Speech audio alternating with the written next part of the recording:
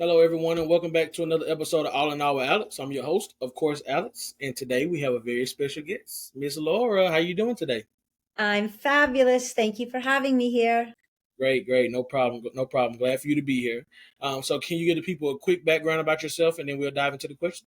Yeah, thank you. Yes, I am what they have now termed around the globe a thought energy expert based on the science of empowerment, which is my book. I'm an author, but I really love speaking and coaching on empowerment transformational work, but I do it through thought energy. So it's pretty cool and pretty unique. Okay, okay, great, great. I like how you summed it up. So what inspired you to write The Science of Empowerment, and then how did your journey begin? Yeah, thank you. I love this question because I always give a heartfelt acknowledgement to my brother, Christopher. He is a former USA gymnastics coach. So he was working mindset material before it was like the cool thing to do decades right ago. And he created this very unique formula called the J3 equals E.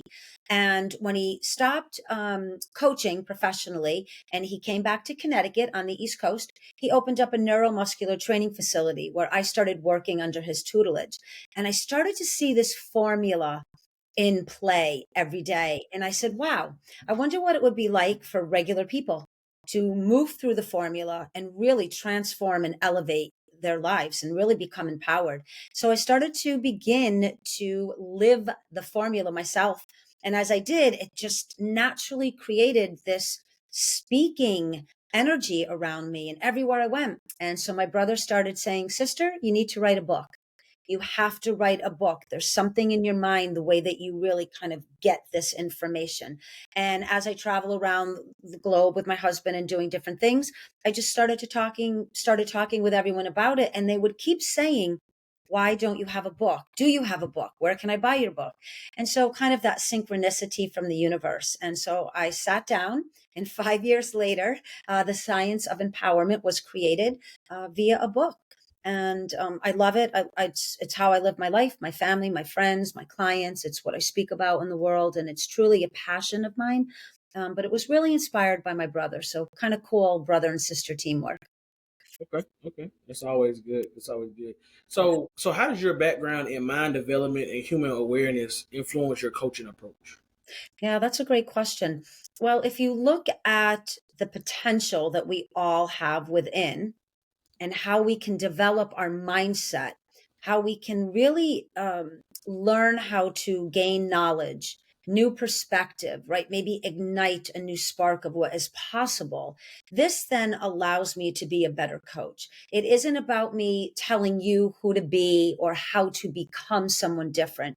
It's really giving you information through written energy, the book itself, and then bringing in this space of exploration and discovery and how you can tap into your greatness, your genius, and how you can be guided. But it's not because I'm telling you how to do it.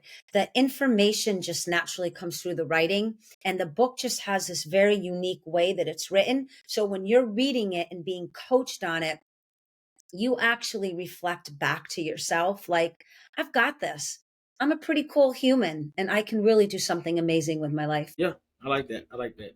So what role does quantum transformational empowerment play in your work with the client? Well, yeah, this is all about understanding that you actually have the potential to transform patterns, negative patterns, right? That so many of us have acquired from our childhood. So it's not to blame our grandparents or our parents or the political environment or the school system, but it's really arriving to this moment of reflection where, geez, I can truly transform the way I think about thought. I can transform my beliefs. I can transform my habits, my patterns, and become someone new. Not because I'm broken and I'm wrong, but because I have yet to tap into my full potential. And so when we're working in a transformational path, this really allows us to understand that we've yet to tap into all the greatness, but it's in there when you do transformational coaching. So so do you have maybe like that one standout success story that comes to your mind when you think of your clients and how you change them through your methods? Yeah, I have a few, but I'll choose something that's very near and dear to my heart. I met a very successful businessman, and he found my book and reached out to me, and I was coaching him and helped him really overcome some lifelong, decades long patterns that started to have a positive effect on his marriage. And then I started coaching his wife and basically saved their marriage through the science of empowerment coaching. And then they ran into a bump with one of their sons who became suicidal. And they went through a lot of different styles of therapies and psychiatric help and drugs and all of what they did, but he still wasn't quite getting up over it.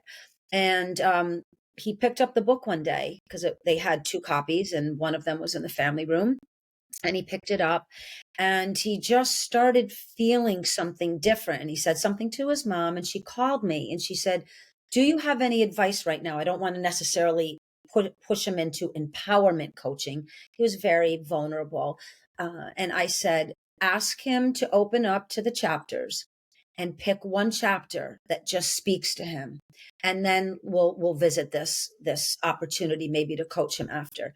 He was willing, picked the chapter 7, the fraudulent ego, and his life began to change. And then I started to coach him. I wasn't necessarily coming through with this high level, high energy, transformational, empowering coaching. I had to be delicate. He was in a vulnerable space, but I really just sat there and held the space and reflected back to him, as I have said and will always say, you have the potential to start to think differently than you've always thought. It's just this algorithm of thinking that is keeping you locked into this belief that you can't be healthy, that you have to be depressed, that you can't overcome these limited thinking processes that are creating this feeling that you don't want to be here anymore. And we just kept working it through, and he graduated college, he's got a great job, he's got an apartment, he's in love with someone. So it's everything is possible. And for me, just to be very transparent, I necessarily don't take on certain clients that are struggling with substance abuse, alcoholism, really severe depression, suicidal tendencies, though I do talk for the suicide prevention on occasion. But what I would do is meet with them, do a discovery call, and then just see where they are. And if I felt that there was a small opportunity for me to maybe elevate his thinking or her thinking, and then still maybe bring them, therapy differently and to a professional who's really skilled in that genre. I really love being with people that have done a little bit of work and they are willing to go now to that extra level of inner work to really tap into their greatness. So I wouldn't be so foolish as to think I could take every hardship case and make an empowerment journey for them with this, the snap of a finger. There's a lot of delicate cases that really need proper care, and I am the first to then direct them to that speciality.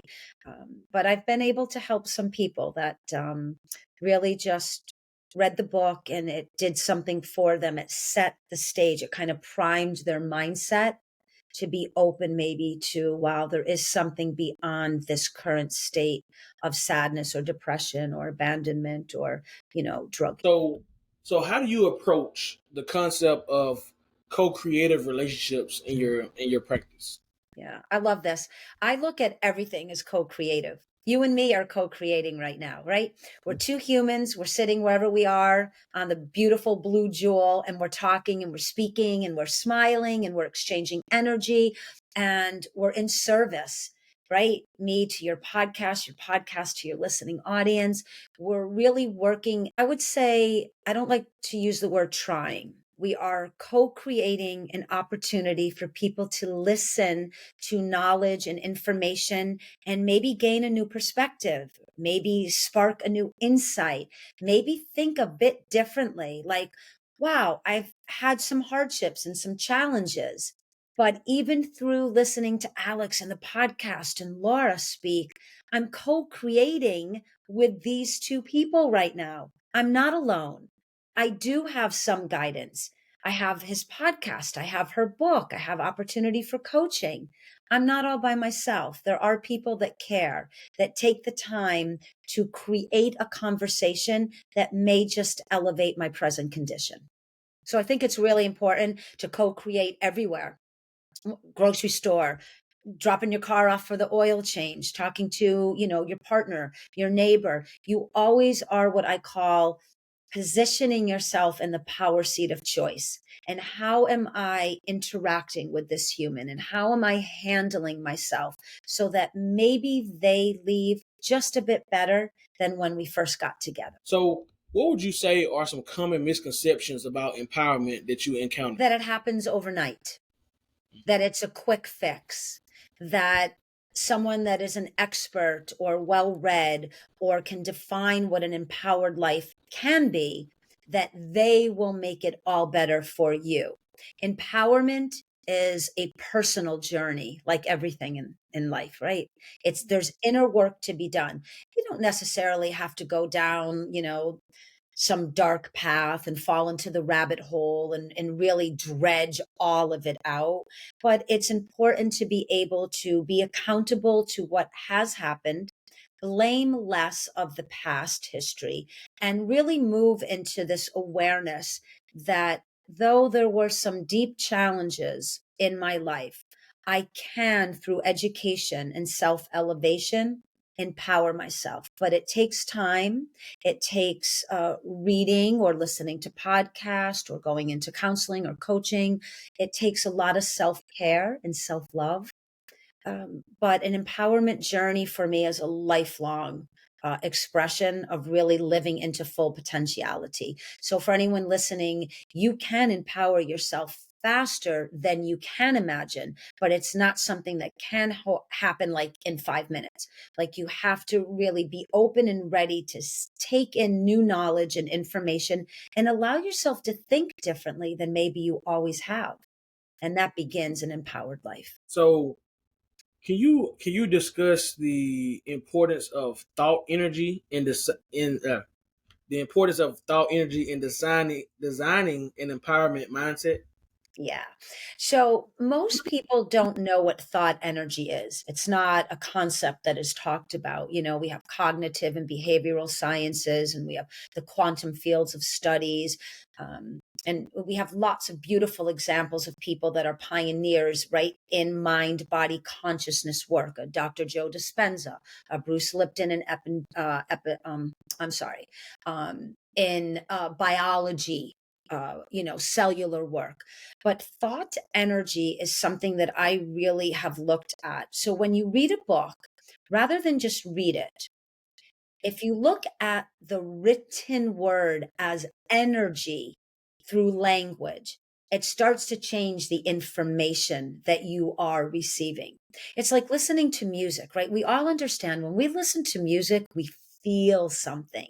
It's not just the lyrics, right? It could just be the beat, or there's a moment of an instrument and you feel something. We all know what that is.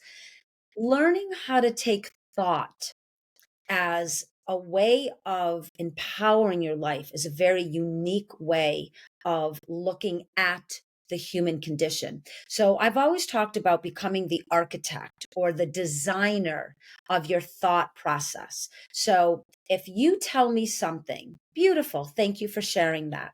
But the difference is I will not let that become my standard, my value system, my way of looking at life. I will welcome the information in, but I will use my own thinking as a blueprint of how I would like to experience humanness and the condition of humanity. So it's a polite way of saying I will not become a sheep. I will not follow the masses. I will learn to become a self actualized thinking human. And we do this through understanding that we can engineer, or we could design, or we can become an architect of thought itself. And we really do not study our own thinking. It is a very natural, innate movement in the mind brain connection that we pay no attention to. And everyone knows this. There's 70 to 80,000 thoughts a day that are just on automatic. We never really stop to ask ourselves, what did I just think? Why am I thinking that? And how is that thought process moving me, and in what direction? Negative, positive, or neutral? Am I repeating a pattern? Have I become just a habit? And I often talk about we become these walking algorithms of someone else's thinking. Again, it pretty much falls on our grandparents and on our parents, and right, political influence, academic influence. We listen to people around us, and we really don't truly understand that we've allowed their thinking to embed our mind matrix. We find it quite challenging to step outside of someone else's influence and really think for ourselves, which is why, autonomy is so important. Really becoming a self thinking human. It empowers you naturally, and it really allows you to understand the difference between becoming someone that follows and someone that chooses to lead. Right. I would agree. Yeah, I mean, us taking on, our parents or grandparents or our friends or whatever, I kind of feel like, that's how we're molded as we come up, because you don't know who you're gonna be. But as you hear different things from your family and then from the people that you hang around with, your friends on a daily basis, you take all that information in, and then you become the person that you are. So I think that's why a lot of people have a hard time of like letting that go, because it's kind of like those are the people that were there as you were coming up, and may help you become who you are. So I think that's another reason people may be difficult for some people to kind of be their own thinker. Absolutely. And I think this is the important of empowering others and being an empowerment coach, and why I chose to move into that specific lane with this.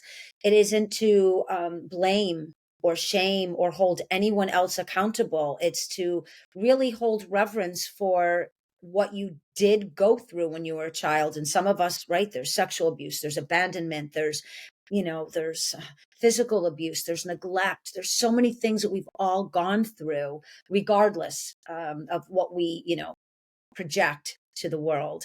And I think once we come into even the beginning of an understanding that I'm not going to blame my parents or any outside influence, I will be grateful for what it has taught me. But now, today, I can become the architect of my own thinking. I can design a mindset that doesn't keep me tethered to something that I know is no longer serving my highest and best self. I can let it be a part of me, but I don't have to let it define who I can choose to become. So I think it's important to remind people that you can begin to choose to think for yourself, and really not only think for yourself, but enjoy it and have fun and really empower yourself by thinking, wow, I can become someone different at any moment. It's my choice. It's my I would choice. agree. So, what advice, if any, small little tidbit of advice without giving away too much, what advice would you have for people that's looking to expand their present mindset? Mm.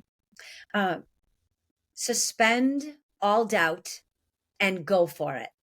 So, meaning, if you want to expand the mindset, but the minute you say that, all of a sudden that voice comes in. Well, you can't do it. Who are you to expand your mindset? What do you mean expand your mindset? You're fine the way you are. Or I can't do it because my spouse won't allow me. Or, I've got terrible teachers, or I'm stuck in this dead end job, or my boss doesn't think I have value. All of that limited energetic thought process, just suspend it. It doesn't matter. Get creative. Put it in a box. I don't care. Do what you have to do. Put it aside, and now become willing to be and fill in that blank. Be someone incredible and special and unique and great and brilliant, and create the pathway that you want to. And do not allow anyone to deter you from that. So even if you go to your partner or your parents or anybody and you say, someday I want to grow up and I want to write a book, and they say, yeah, sure. Okay, good luck with that. Let start to understand through awareness that that is their insecurity, their doubt, their limitation, and you just keep carrying on. Keep figuring out, how do I write a book? Where do I Google? What free information can I get? Let me just start keeping a journal. Anything that is really giving you that beautiful nudge from the universe, whether you look at it as God force or universal energy or spiritual, kind of ascension, however you look at it, go for it. So my advice would be to really suspend the doubt and the noise and the limitation if anyone is putting it on you. And more importantly, if you yourself are creating a limited mindset behind the desire to have an expanded mindset, now you get to have some fun and build that bridge between the limitation and the potential. And in that process, you become very, very empowered. So, I guess that kind of answered my next question I was going to have. So I'm gonna skip to the next one. So how do you address skepticism about the quantum aspects of your coaching? Well, to be blunt, I don't address it because that's someone else's limited thinking. But if someone did come to me and say, well, I have doubt that quantum science is really aligned with personal elevation, let's just say they put it to me in that terminology, meaning there's always going to be limitations built in the human condition. And how can you be so sure that every human being has the ability to tap into some brilliant current of potential? My only answer to that would be, you don't know. So go for it anyways. And if you want to question any of the new sciences or any of the empowerment skills or techniques that any coach or any professor or any scientist or just any human being has, well, that's okay. That's your mindset. But that will not influence my greatness and my excitement and my enthusiasm around being an empowerment coach. I've had far too many clients that have come to me in one condition and have left in such an elevated condition.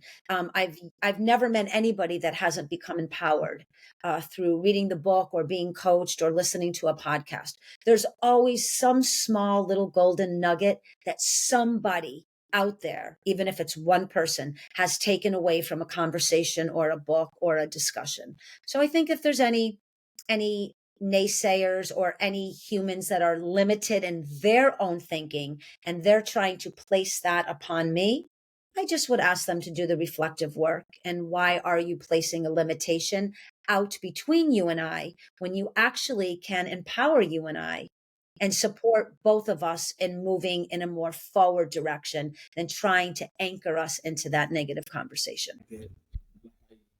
You know, I'm glad you like that, Alex. it's That like the was way just for you. it's like the way you is worded is like you telling them, a backward way of where to go. You know what I mean?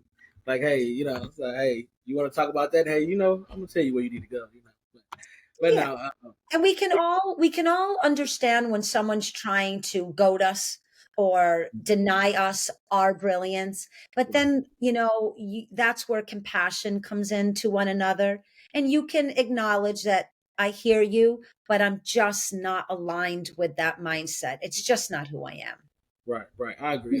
We don't have time for negative Nancy's or anybody with the negative mindset.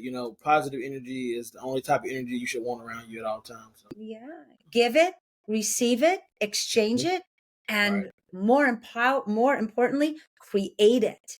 If it isn't there, create it. And God knows our whole country needs it in so many different ways. right, But we're doing our best, right? right. That's all we can do. So, Yeah. um, so can you discuss the role of courage in Mm. leadership and personal development? Yeah, so this is really unique. My very dear friend, her name is Laura Katanen, and she created this incredible program in Ziello Studio. It's an international coaching program, and I'm the lead coach at the moment. And we have what is called the Courageous Leadership Program. It's a 9-week program, and I just love it. And I've been asked many times, people who do a lot of research on me, they're like, you have this phenomenal like book and coaching and everything that you do with the science of empowerment. Why would you venture into someone else's program? And why would you get certified and learn? And I'm like, why would I not? The more empowered I can become, the more knowledge I can acquire. This is what I call building your internal living library, right? I'm growing my internal wealth of knowledge, and that gives me skills and opportunity to speak in many different ways, because there's so many different people that need different messaging. So the Courageous Leadership Program is just a very unique 9-week journey that people can come in and go on. And it really emphasizes vulnerability and collective group coaching. So, for people that maybe feel a little shy, a little less confident, or even powerhouse leadership, we've had come in that maybe the ego and the narcissism is like the mask they wear, and behind it is really some challenges that they've never quite addressed. And through this very gentle but empowering program, we go through, we do this in the metaverse. So we become avatars. It's the coolest thing you could ever imagine. And so it really allows people to not have judgments, right?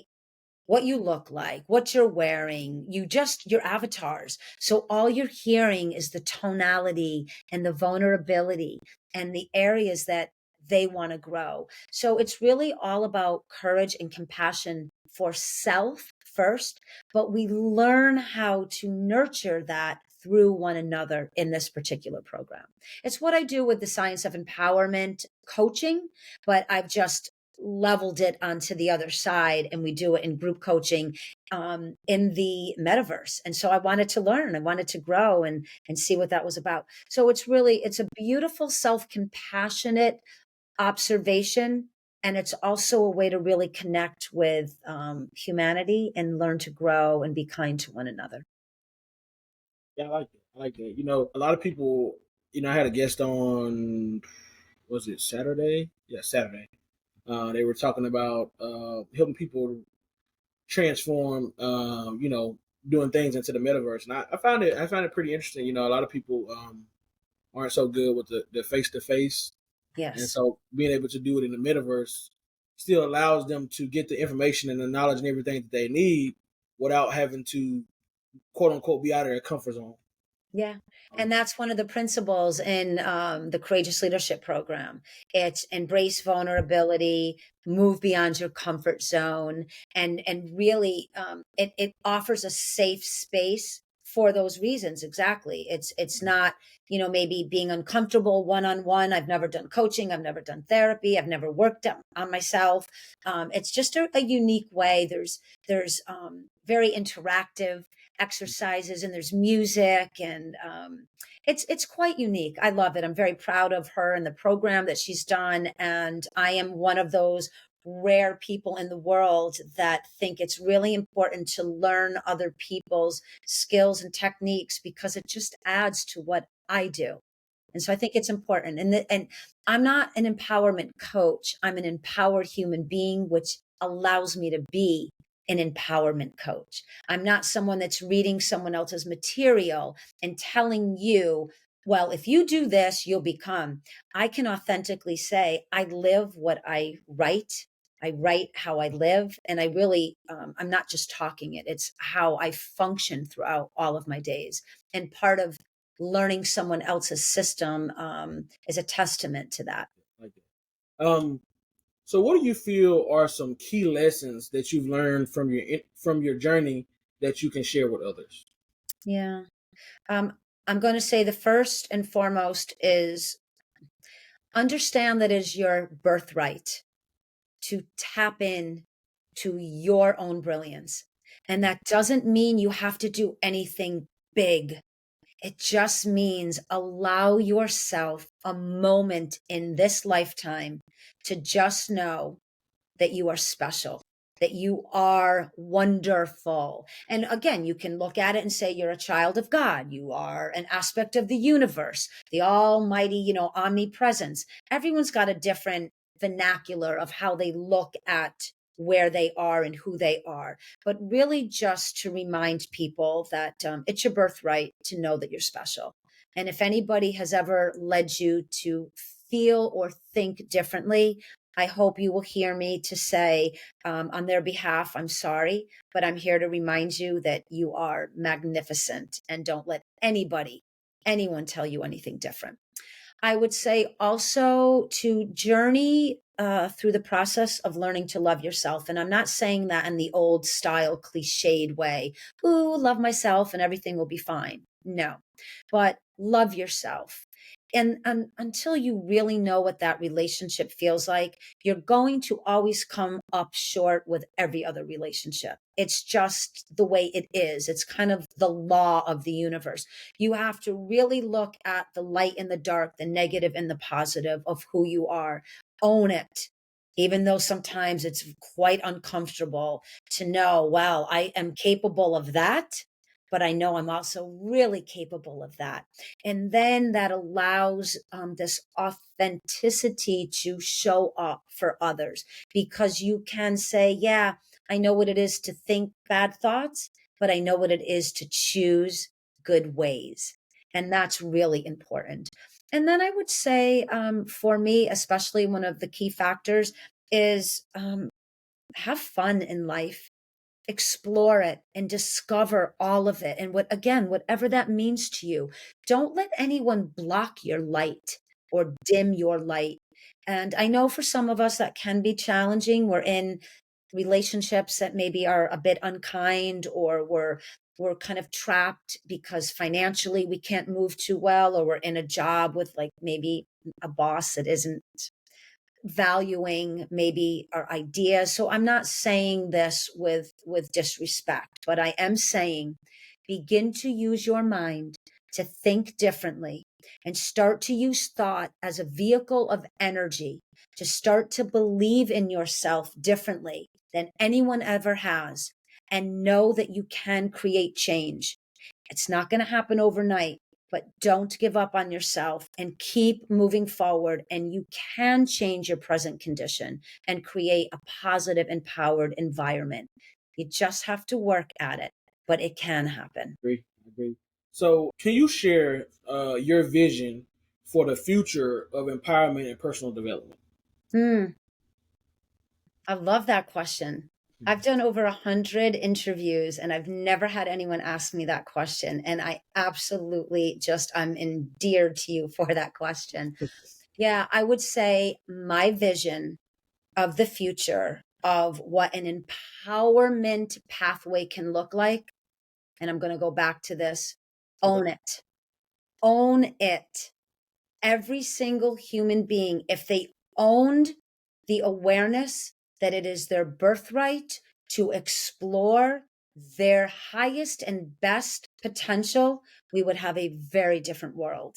It really comes down to each person. We've heard it in song lyrics, we've read it in books, we see it in movies, we can see it in beautiful artwork.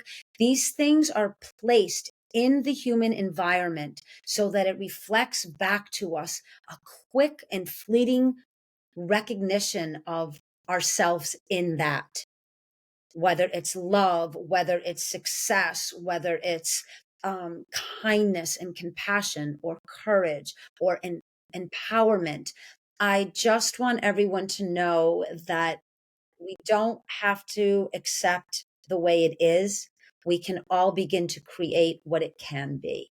And that's how I envision it, with each person tapping in or tuning in or aligning with their personal highest and best, and understanding that if I do it and you do it and every listener does it and every reader does it, now we've got this beautiful flow of humans really working at being at this high level of thinking and high level of creation, and then we wouldn't be where we all are right now. I agree. I agree.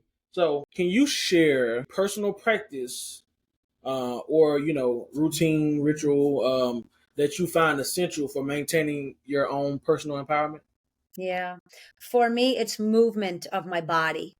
So I started dancing when I was 2, and I used to compete into my late 20s.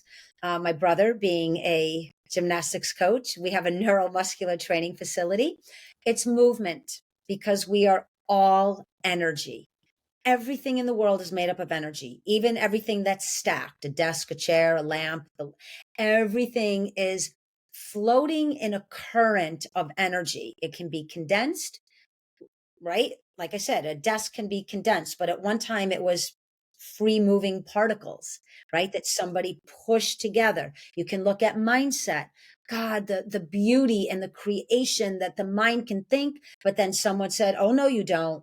Close that down, right? Everything is kind of narrowed for us rather than naturally expanded. And when you move the body, whether you move it through breath, meditation, whether you move it through yoga or Pilates, whether you move it through weightlifting, swimming, running, hiking, I don't care.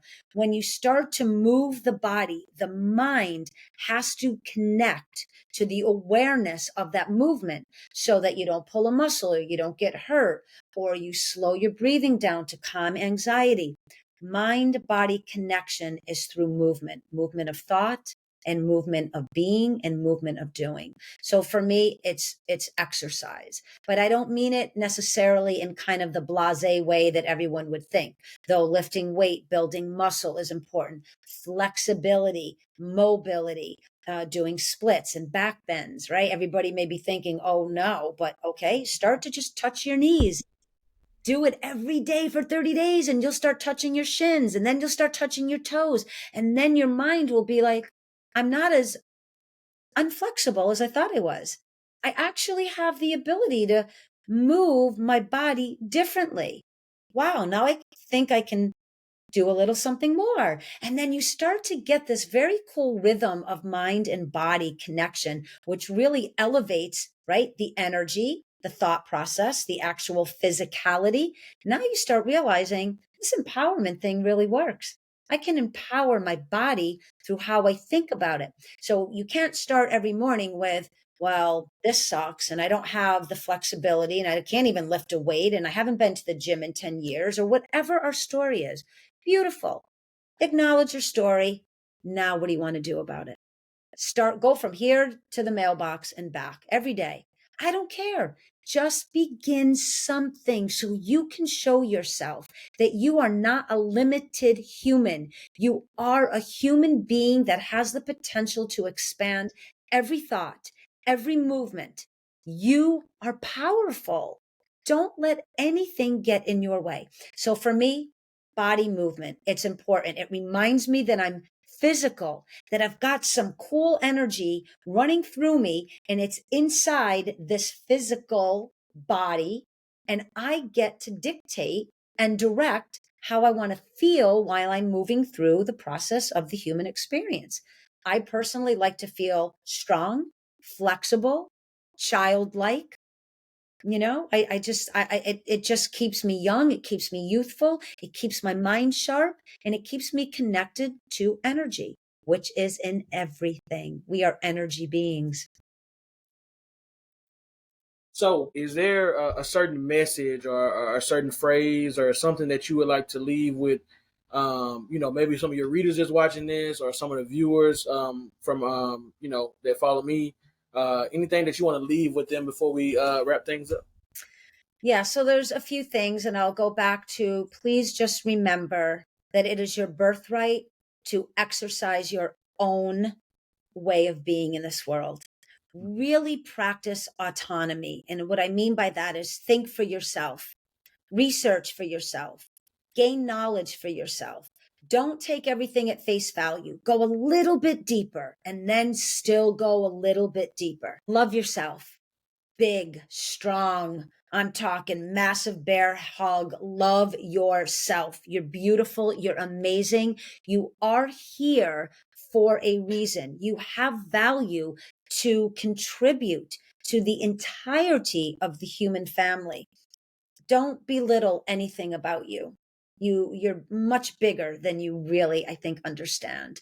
And then I'm going to leave you with a quote that the majority of my readers, in the Science of Empowerment, we have what we call champagne bubbles. They're these takeouts of really empowerment quotes. And I've got probably 2,000 that I share around the world from time to time.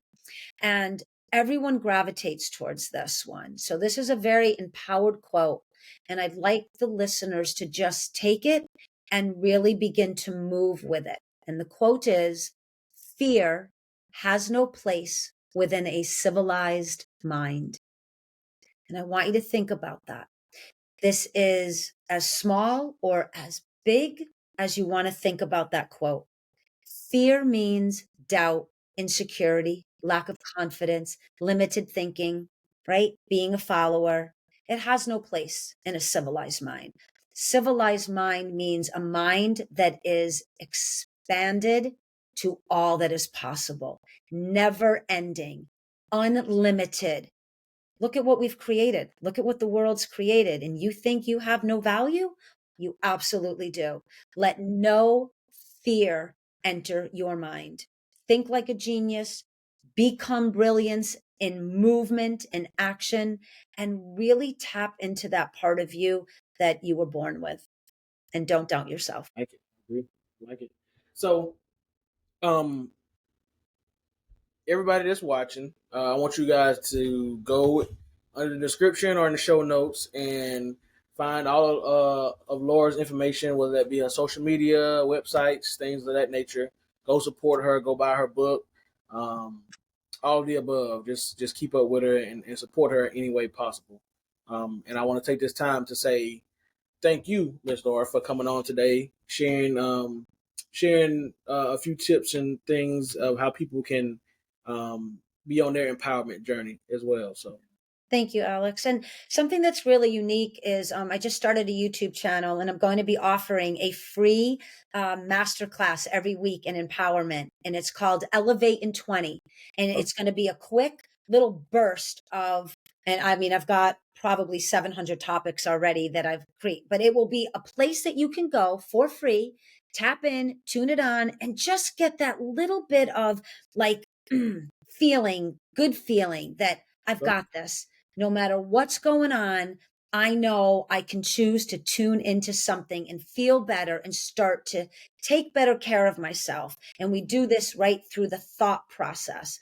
And then if you go to www.thescienceofempowerment.com, that website has such a copious amount of wealth of information. And I am talking, it is a lifetime of knowledge built in and around it. There's articles and blogs. There's the media page, which you and I will be on eventually too. There's so much free information. So if you can't afford a book or you can't afford a coaching session, I really did take years to produce material to help those people. Go on the website. And even the Kindle book on Amazon is $9.99. But even if you can't do any of that, just go on the website, grab, something cool, kick back, to drink and just chill and expand your mind. And just by reading the website, you will become a smarter human being and a more empowered human being. okay, great.